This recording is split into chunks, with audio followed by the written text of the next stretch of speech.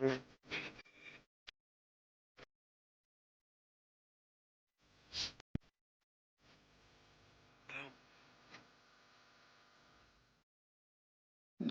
بالله من الشيطان الرجيم بسم الله الرحمن الرحيم الحمد لله رب العالمين والصلاة والسلام على نبينا محمد وآله وصحبه. Assalamu alaikum wa rahmatullah. Très chers amis téléspectateurs, par la grâce d'Allah subhanahu wa ta'ala, nous sommes ensemble à notre 31e séance de Kalimatul Haq autour de la sourate qui a été révélée au prophète Muhammad, paix et salut sur lui, en 23e position. Cette sourate An-Najm, l'étoile, occupe dans le Coran la 53e place et traite de 3 parties essentielles. Mbokk yi, gannaaw sant yàlla subhanahu wa taala mi nu wërsëgal ñu daje ci fanweer ak benn ci jataay ci kalimatul haq, ñu war a dal ñaar fukkeel bi ak ñett saar boo xam ne moo wàcc ci yonent bi sallallahu alayhi wa ali ci Makka. Saar boobu mooy suratu Najm, waaye boo demee ci alquran da ngay fekk moom mooy juróom fukk ak ñetteelu saar ci téere bi. Saar bi ni nu ko baaxoo def, dañu koy xaaj ñetti xaaj ngir mën taxaw nag ci seetlu ak jàngat. La première partie, qui comprend les 18 premiers versets, parle du Mi'raj, c'est-à-dire de l'ascension céleste et du processus de la révélation. La deuxième partie, du verset 19 au verset 23, condamne l'idolâtrie. La troisième partie, du verset 24 au verset 41, rappelle la règle que Allah subhanahu wa ta'ala applique dans le cas de la sanction, de la rétribution des actes de chaque individu. Enfin, la quatrième partie, du verset 42 au verset 62, rappelle le motif pour lequel Allah subhanahu wa ta'ala anéantit les nations, détruit les peuples. Mbokk yi, xaaj bu njëkk bi mooy fukki laaya ak juróom-ñett yu njëkk yi. Yàlla dinu ci waxtaanal ci li nga xam ni mooy mi'raj, ngan gi mu defal yonent bi alayhi salaam ci pays yu kawe yi. Dinu ci jàngalit nag nan la wahyu gi doon ñëwee ci yonent bi sallallahu alayhi wa ali. Ñaareelu xaaj bi ma nga yem ci laaye ñaar fukk ak ñett, borom bi subhanahu wa taala di ñëw di wane ni bokkaale moom bokk na ci yi nga xam ni xaraamal naka tifaaxan du ko nangu mukk. Ñetteelu xaaj bi mooy laaye ñaar fukk ak ñeent ba ñeent fukk ak benn, di nu fàttali nag tëralin bi nga xam ne moom la yàlla tëral ci képp ku jëf sa jëf naka la ko yàlla di fay. Ñeenteelu xaaj bi di laaye yi ci des ñeent fukk ak ñaar ba juróom benn fukk ak ñaar, fàttali nu nag lan mooy sabab yi tax li nga xam ni bu amee rekk ci ab xeet, bu amee ci ab nation, yàlla subhanahu wa taala dana faagaagal xeet woowu, faagaagal nation boobu. La première partie commence par Bismillahi rahmani rahim, par le nom d'Allah, clément, miséricordieux. Je jure, dit Allah, par la Pléiade, quand elle s'éclipse. Je jure par cette Pléiade que votre compagnon Muhammad alayhi salam n'est ni égaré et n'a ni dévié de la bonne voie. Il ne parle pas non plus par impulsion. Tout ce qu'il dit est une révélation authentique. Mbokk yi,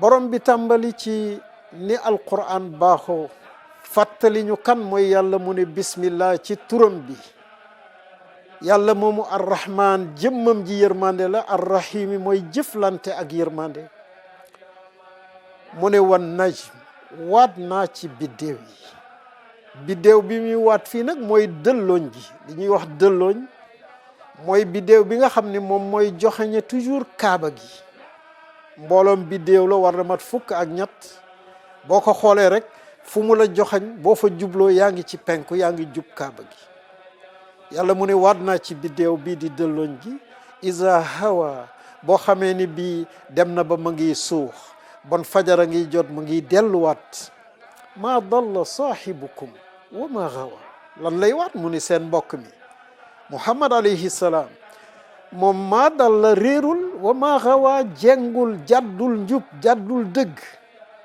te nag lu ngeen ci xamul wa ma yantiqu anil hawa du wax lu dul ci dëgg du wax mukk ci bànneexu bakkanam du wax mukk ci parparloo du wax mukk loo xam ni safaanoona ak jub in huwa illa wahyun yuha bépp kàddu bu génne ci moom rek bépp jëf ju génn ci moom rek nekkul lu dul wahyun loo xam ni ñun ñoo ko yenkayal mu koy wax wala mu koy jëfe ainsi amis téléspectateurs Allah subhanahu wa ta'ala demandait le début de cette sourate que le prophète alayhi salam, comme le disent les mécréants, est un égaré ou un ghawi. Un ghawi, c'est quelqu'un qui connaît la vérité, mais refuse de suivre cette vérité.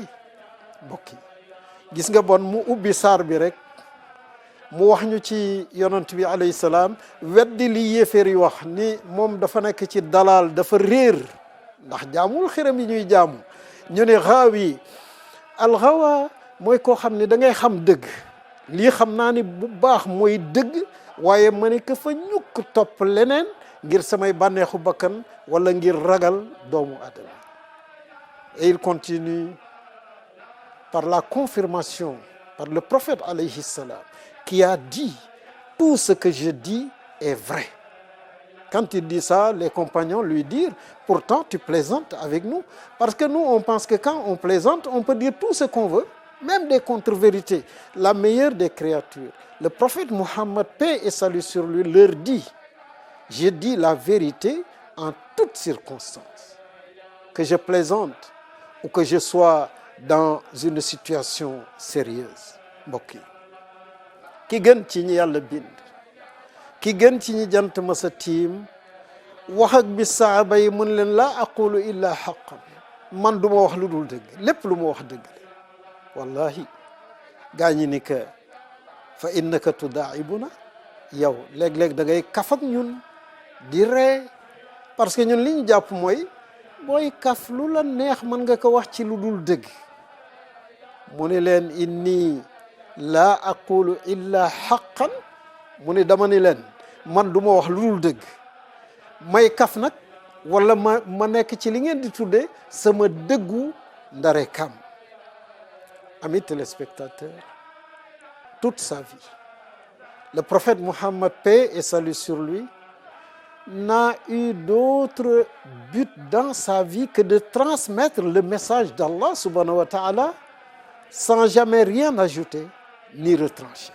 mbokk kii mooy ki nga xam ni dundam mission bi ko yàlla fixé tëralal ka mos ko jàdd dundam moo doon jottali kaddu yàlla gi ci ñi mu ko jox nit ak jinne loolu la def yokkul wàññiwul tarfatal ay.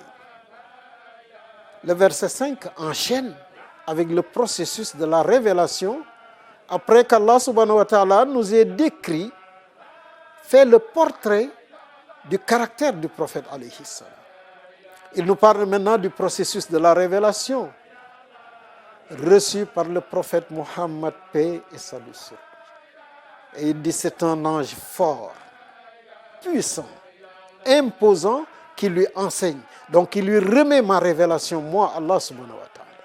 mbokk yi laay juróom ñëw nag daal di ñuy wax yu gi bon wax na la yonent bi alayhi salaam kooku mën nga ko wóolu nga ne waa léegi ki kay jox mbir mi nag diggante asamaan ak suuf lu ne xew na fi mu ne allamahu shadidul quwa ki kay jox wax yu gi di ko jàngal kooku borom kattan la gu dëgër zu mirratin borom fulla la borom daraja la boo xam ne dara mënu ko jàddaloo ci li nga xam ne moom laa ko sant man yàlla yemu ci un envoyé noble fort occupant un haut rang auprès du Seigneur du Arsh.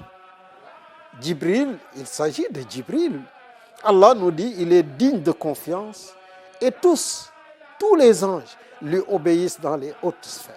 mbokk yi borom bi yemu ci wax na ci suratu takwir mu ne innahu la qawlu rasulin karim Jibril la lay wax mu ne Jibril moomu ndaw la lu tedd du quwwatin borom kattan borom doole inda dhil arshi makin ci kanamu borom arash bi ci palaasu yàlla ci pays yu kaw yi rang bu mag la fa am marta bu mag la fa nekke moom moomu nag mutaain ñépp dañuy topp ndigalam ci malaaka yi thamma amin foofa ci pays yu kawe yi moom ñépp a ko wóolu bu fekkee asamaan wóolu na ko nan la suuf di def ba du ko wóolu alors Jibril se montra au prophète Muhammad, paix et salut sur lui, dans sa nature d'ange. Il se suspendit dans l'horizon pour apparaître au prophète alayhi salam dans sa forme d'ange. Ceci, c'était juste à l'entame du Mi'raj. mbokk yi borom bi ni fastawa bi nga xamee ni jot na nag pour yonent bi alayhi salaam dem wuy ji yàlla ci kaw asamaan fastawa Jibril dal di tembo ci gox yi wa huwa bil ufuqil a'la Jibril bi mu feeñee ci melokaanu malaakaam da ngay wax ni dafa sadd asamaan bi dootoo gis asamaan moom rekk ngay gis te foofu dafa wàññi sax ay mbiram ndax xajul ci diggante asamaan ak suuf. La meilleure des créatures, le prophète Muhammad, paix et salut sur lui, raconte ce qui se passa. Il dit, on nous apporta alors le Mi'raj. Le Mi'raj, c'est l'échelle, dit le prophète alayhi salam, que le défunt, il va emprunter pour monter au ciel son âme. Et il dit, je n'ai jamais vu rien d'aussi beau. Ne vois-tu pas comment l'agonisant fixe son regard sur le Mi'raj? mbokk yi yonent bi alayhi salaam mu ne ñu indil ñu Mi'raj benn échelle la benn seel la boo xam ne bii yonent bi alayhi salaam nee na kii génn àdduna bu ñu dindee ruuxam ruugi ci Mi'raj boobu lay yéege jëm asamaan mu ne ñu indi Mi'raj boobu mu ne man masuma gis lu rafete lu taaro ni Mi'raj mu ne loolu moo tax gis nga kii waaj a dee bu demee ba ruugi di génn Mi'raj boobu lay xool ni xujji bët yi mu ne dootul xef dootul raf. Le Mi'raj nous éleva au ciel qui surplombe ce monde, dit le prophète alayhi salam. Jibril demanda l'autorisation d'entrer. On lui dit, qui est-ce? Il répondit, Jibril. Qui t'accompagne? Muhammad alayhi salam. On lui dit, est-ce qu'il est investi de sa mission? Oui, dit Jibril. Ils nous ouvrirent la porte du ciel et me saluèrent. mbokk yi ñëw nañu ba ci asamaan bi nga xam ni tiim na àdduna bi ñuy seen bu ñu yëkkatee suñu bët Jibril fëgg ni man de dama bëggoon dugg ñu ne que yow ak kan yow mi wax da ngay dugg ci asamaan bi mu ne man a Jibril mooy chef bi de ñu ne que waaw kii nga àndal mooy kan mu ne Muhammad alayhi salaam malaaka yi xam nañu yonent bi alayhi salaam waaye yemuñu ci ñu ne que ndax moom jamonoom dafa jot ba dañu ko jox mission mu ne jox nañu ko mission bi mu ne ñu door nuy ubbil ñu dugg ñu daal di may nuyu man yonent bi alayhi salaam mu ne ki leen ubbil c'était Ismaïl. Ismaïl, c'est l'ange qui garde le premier ciel, le portier qui commande les autres anges. Il commande 70 000 anges qui chacun commande 100 000 anges. Et la meilleure des créatures récita ce verset, seul ton Seigneur connaît le nombre de ses troupes. mbokk yi yonent fi alayhi salaam nee na ki nu ubbil Ismaïl la malaaka boobu Ismaïl la tudd moom mooy bëkk néegu asamaan bii nu tiim moom moomu ma ngi jiite juróom-ñaar fukki junniy malaaka yoo xam ne benn malaaka bu ci nekk mu ngi commandé téeméeri junniy malaaka. allahu akbar. yonentu yàlla isam teg ci ni wa ma yaalamu junuuda rabbik illa hu. dama lay wax ni say gàngoori borom sa mbindaafoni borom moom rekk moo xam nañu toll. amis téléspectateurs, Djibril et le prophète alayhi salam déclinaient leur identité à la porte de chacun des 7 cieux avant d'être autorisés à entrer. Ma question est, quel chemin maintenant ceux qui parmi nous disent qu'ils passent leur nuit à Arsh, quel chemin ils empruntent? Et est-ce qu'ils demandent l'autorisation et qui le leur donne? Et au nom de quoi? Mbokk yi, Jibril mooy chefu malaaka yi, yonent bi alayhi salaam mooy gën ji mbindeef, waaye amul benn asamaan bu ñu fëgg lu dul daañu leen enquête ni ñu leen enquête ci asamaan bu njëkk bi door leen di ubbil ñu dem. ma laaj nag, am na ñoo xam ne nee nañu Arash la ñuy fanaan bis bu ne fii ci réew mi ñuy dund ñun di ci yeewoo, ñoom Arash la ñuy fanaan yeewu si fii. waaw ñu laaj leen ban yoon la ñuy jaar, xanaa du ci buntu Ismaïla bi? ñoom ku leen di jox ndigal, ak ndigal loolu ci lan, ban mission lañ leen jox ba ñu war leen ubbil asamaan yi ñuy fanaani Arash? Bref, au-delà des 7 cieux, quand ils arrivèrent au jujubier de la limite, le Sidratul Muntaha, qui est la frontière entre le monde céleste et le monde des hautes sphères, Jibril alayhi salam dit au prophète Muhammad, paix et salut sur lui, c'est ici ma limite. Je m'arrête là, car si je fais un seul pas de plus, je vais brûler. Mais toi, tu peux continuer sans risque. Mbokk yi, bi ñu yeggee jéggi nañu juróom-ñaari asamaan yi, yegg nañu Sidratul Muntaha. Sidratul Muntaha boo ko doon melal da ngay wax mooy frontière bi nga xam ni moo dox diggante adduna bi ak malawul aala, peeyu yàlla yi. Jibril bi ñu yegsee foofu mu nu yonent bi alayhi salaam, man nag fii lay yëm. law taqaddamtu laxtaraqt. benn jéego rek su ma ko jéggee dugg ci pey bi damay tàkk jëppit. waaye yow law taqaddamta laxtaraqt, waaye yow boo demee di nga mën a jàll. Allahu akbar. La meilleure des créatures, le prophète Muhammad, paix et salut sur lui, poursuivit son chemin en glorifiant Allah subhanahu wa ta'ala. At-tahiyatu lillah, les salutations, ce qui est pur, tout ce qui est bon, ainsi que les prières sont pour Allah. Mbokk yi, yonent bi alayhi salaam bàyyi fa Jibril Sidratul Muntaha, dugg na nag peeyu yàlla yi nga xam ni mbindaafoon bu ci dugg lakk. kaddu ya muy wax mooy attahiyatu lillah, azzakiyatu lillah, attayibatu wassalawatu lillah. mu ni nuyoo yu sell yi yàlla rekk ka jago, lépp lu laab yàlla moo ko jagoo, lépp lu baax yàlla moo ko jagoo, julli yi yàlla rekk la ñu koy defal. Il continua ainsi à glorifier Allah jusqu'à entendre la voix du Seigneur des univers lui dire, paix sur toi, ô prophète, ainsi que sa miséricorde et ses bénédictions. Gis nga noonu la yonent bi alayhi salaam di demee ci pays di tahiyatu lillah ba yàlla subhanahu wa taala tatagal ka ni ka assalaamu alayka ayyuha nabi wa rahmatullah wa barakatu. jàmm yàlla nekk na ci yow, yow sama yonent, sama yërmande mu ngi ci yow, yow sama yonent, samay xéewal mu ngi ci yow, yow sama yonent. La meilleure des créatures, le prophète Muhammad, paix et salut sur lui, se tourna vers nous, la communauté, et dit à Allah, la paix soit sur nous et les sincères adorateurs d'Allah. Mbokk yi, ca tab ja, ca mbaax ga, ca yéene ñëpp tabbi aljanna, yonent bi alayhi salaam mënoon na daal di jël xéewal yi ko yàlla jox yépp daal di bokk, waaye dafa wëlbatiku geesu umma bi, geesu bépp nit bu sell bu mas a jaar ci kaw suuf gëm yàlla, mu ne assalaamu alayna, yow yàlla sa jàmm jooju, sa xéewal yooyu def ko ci ñun, def ko ci ñun wa ala ibadillahi salihin ak bépp jaam bu sell bu mas a jaam jaar ci kaw suuf.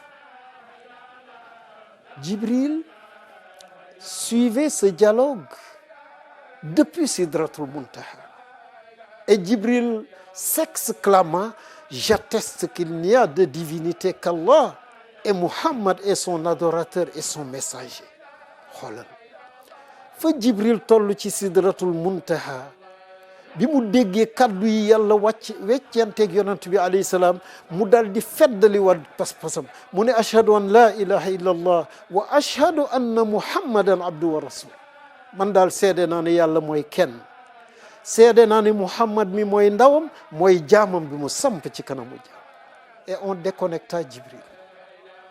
Ce dialogue sublime est celui que le musulman répète dans son tashahhud de chaque prière avant de dire lui maintenant la salatul Ibrahim pour exprimer comme Jibril sa foi, sa gratitude de faire partie de cette umma, de la umma du meilleur des messagers, de la umma de la meilleure des créatures, le prophète Muhammad, paix et salut sur lui. Mbokk yi kàddu yi moom la ñuy wax bu nu toogee di taay dialogue bu mag bi diggante yàlla ak yonent bi ak la ci Jibril wax moom ñun itam ñu daal di ciy dolli comme Jibril feddali waat sunu pas-pas julli ci yonent bi alayhi salaam jàng salatul ibrahimiya allahumma salli ala muhammad wa ali muhammad kama sallayta ala ibrahim wa ali ibrahim wa barik ala muhammad wa ala muhammad wa ali muhammad kama barakta ala ibrahim innaka hamidun majid. Puis dit le Coran, le prophète alayhi salam s'approcha d'Allah, s'approcha jusqu'à la distance qui sépare les deux bouts d'un arc et même plus près que cette distance. Là, Allah subhanahu wa ta'ala lui révéla à son serviteur ce qu'il lui révéla de sublime et d'exceptionnel. Mbokk yi thumma dana fatadalla yonent bi alayhi salaam jege si fatadalla mu gënati jege si fa kaana qaaba qawsayni aw adna mu tollu diggante yàlla ak boo jëloon xala diggante ñaari xocci xala yi mu ne aw adna wala gën na ko jege nga ne matatul ténku loxo bi digganteem ak yàlla matatu ko fa awha ila abdihi ma awha yàlla nag wax foofu jaamam bi la mu ko wax jox ko ci waxyu la mu ko waxyu. Abdullah ibn Abbas Hibr al-Umma nous dit que entre autres Allah lui révéla ce jour-là les 5 prières obligatoires, les 2 derniers versets de Souratul Baqara et lui accorda de pardonner les grands péchés à tout membre de sa umma qui n'associe rien à Allah subhanahu wa ta'ala. Mbokk yi fa awha ila abdihi ma awha. Abdullah ibn Abbas mu ne bokk na ci yi mu wax yu yonent bi alayhi salaam jox ko bis boobu julli juróom jox ko ñaari laay yi tëj suratul baqara amana rasul ba baqara jeex may ka nag ni ka képp ci sa xeet koo xam ni kii bokkaale wu ma bàkkaar bu mu mën ci def bu ko tuubee ma jégal ko. Amis téléspectateurs, un conseil pour conclure notre séance. Pendant chaque tashahhud, chaque tahiyya dans la prière, concentrons-nous sur le sens de ce tête-à-tête sublime entre la meilleure des créatures, le prophète Muhammad, paix et salut sur lui, et Rabbul Izzati wal Jabarut, le Seigneur des univers. Ce dialogue qui eut lieu dans les hautes sphères où aucune créature, en dehors du prophète Muhammad, paix et salut sur lui, n'est jamais allé. Mbokk yi sama ndénkaane ci yëkkati sunu jataayu tey mooy bàyyi loonu xel man ak yow mi toog ñu jàkkaarloo bàyyi xel ni jamono boo toogee di taaye rek fàttalikul ni dugg nga péeyu yàlla yu kawe yi nga xam ne kenn mësu fa dugg. yaa ngi ci waxtaan wa nga xam ne moo dox diggante ci gën ñi yàlla bind ak ki nga xam ne mooy Rabbul Izzati wal Jabarut, mooy borom bi subhanahu wa ta'ala. ci pee ya nga xam ni benn jëmm benn mbindaafoon masu fa tabbi teg fa tànkam ku dul yonent bi sallallahu alayhi wa ali. Si nous le faisons dans notre prière, nous goûterons le plaisir de prier et notre prière changera notre vie positivement et de façon définitive. mbokk loolu sunu ko defee rek waxuma la julli gi yëpp de waaye taaye bi rek nañu ko teewlu sunu ko defee daanu ñam cafka julli neexaayu julli waaye duñu yem ci loolu julli la ci yàlla dige ci mu soppi nit ki def ko muy gën ci ñi gën ci nit ñi sunu julli danañu soppali def nu ci ñu gën ci ñi nit ñi bi iznillah wa fadlihi wa minnatihi.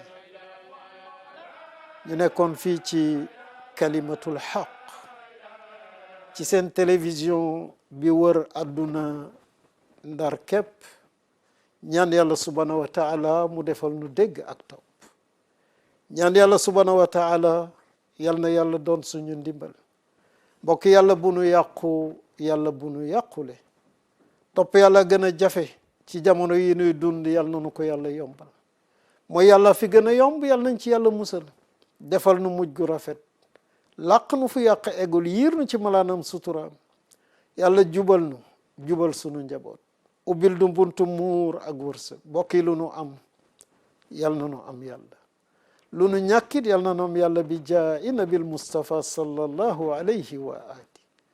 assalaamu aleykum wa rahmatullah wassalaatu wassalaam ala ashrafil mursalin sayyidina wa habibina wa nuri qulubina Muhammad wa alihi wa sahbi.